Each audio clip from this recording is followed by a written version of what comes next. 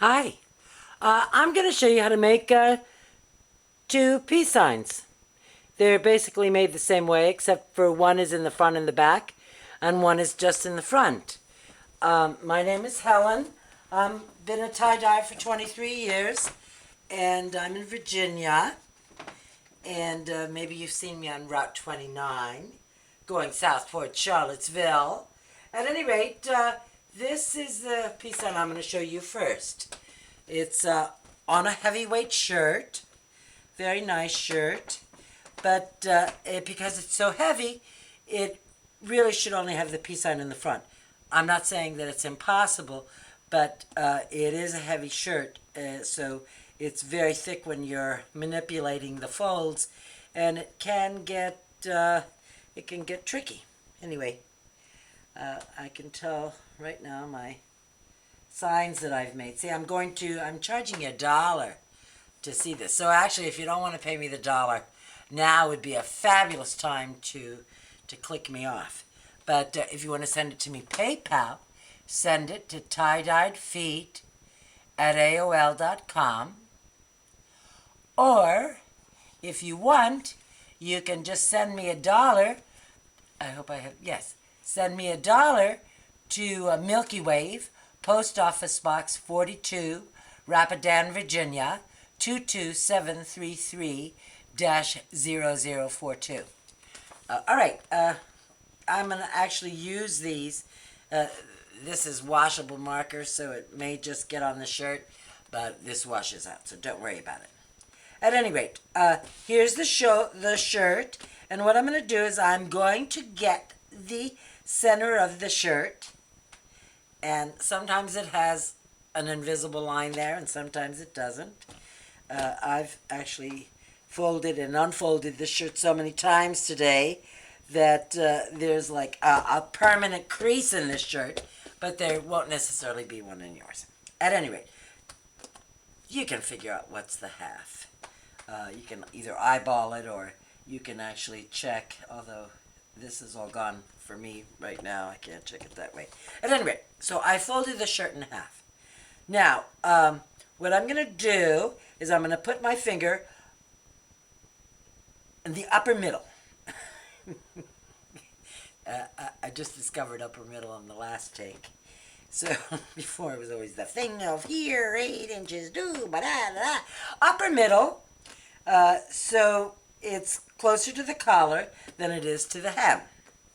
And so now what we're going to do is put our finger on the upper middle, and then I'm going to grab the corner of the pleat, and I'm going to bring it up, up, up, up, more than halfway up. I'm going to show you. See? Halfway would be this way, and I'm bringing it up to here. Okay? Not a whole lot, but just a little bit. All right? And now I'm bringing that back onto the new pleat, and I'm pressing down, taking out wrinkles. The wrinkles that are in this area, it's okay. But now what I'm going to do is I'm going to grab the vortex with this hand, and with this magic hand, I'm going to grab the collar, and I'm going to bring it in the back and align it with the other pleats. Did you see that? Let me do it one more time. And then I'm going to shake it slightly. You don't want to shake it too much. And then you want to whack it on the table. Whacking is good. Practice whacking.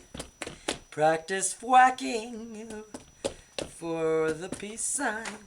Okay, so now I have that.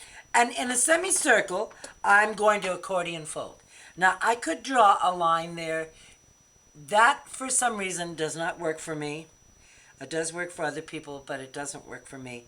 And I have an imaginary line, and I'm going to, see, I'm not doing it straight. I'm bringing it in a semicircular fashion. That might take you a couple times to practice. You know, if you want to go ahead and draw the line, that's all right.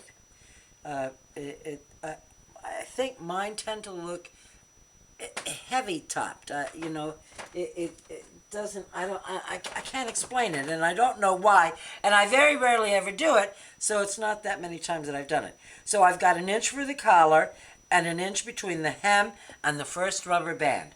Now I'm going to put another rubber band, and this is number 8 rubber bands. They are wonderful. Took me years to discover the number 8s.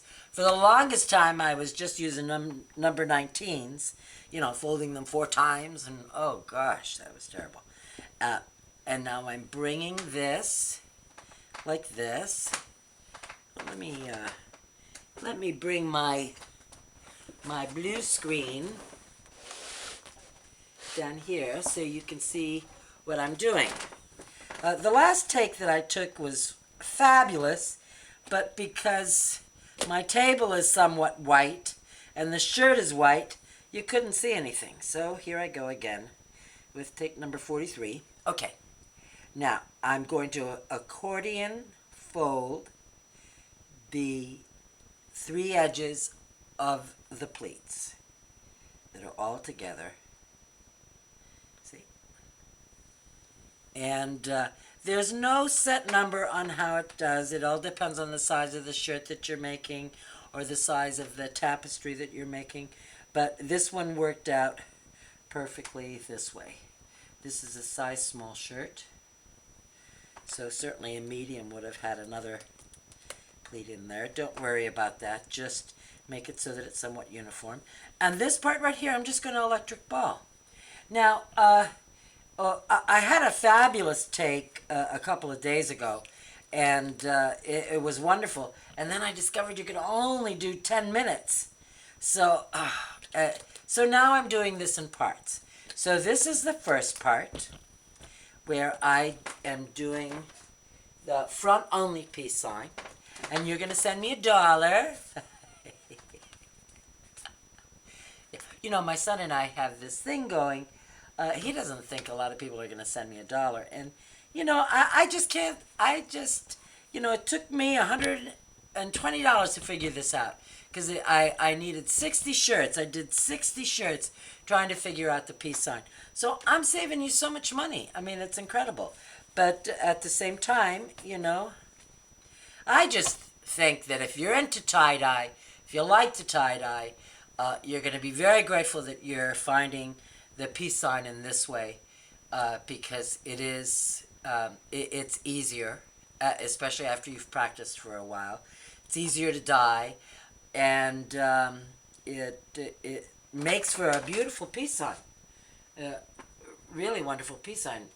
So, you know, it's... I think everyone's going to send me $1. Am I crazy? I don't think so. Please don't prove me wrong. Please send me that $1. You know, it would be wonderful to pay bills, but I just want to be right. I just, you know, that's it. I want to be right. I want to be right in thinking that everybody that loves tie-dye is a good, honest people. You know, Hollywood always puts the villain in a tie-dye. Hollywood, stop that right now. Villains do not wear tie-dyes. It's as simple as that. You've got a flat, who comes to your rescue? The guy in the tie-dye, not the guy in the suit. And not the guy in khakis, in little tennis sweater over his, tied at his neck. It's the tie-dye guy. Anyway, go to part 2 and you'll see how I do this. Part 3 is how I dye them. And I'm going to show you how to dye both of them in part 3. This is a wonderful shirt. And so, you know, I mean, if you don't have anything better to do, watch it again. Watch the part 2.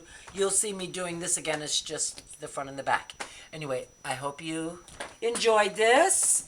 And I'll see you at part 2.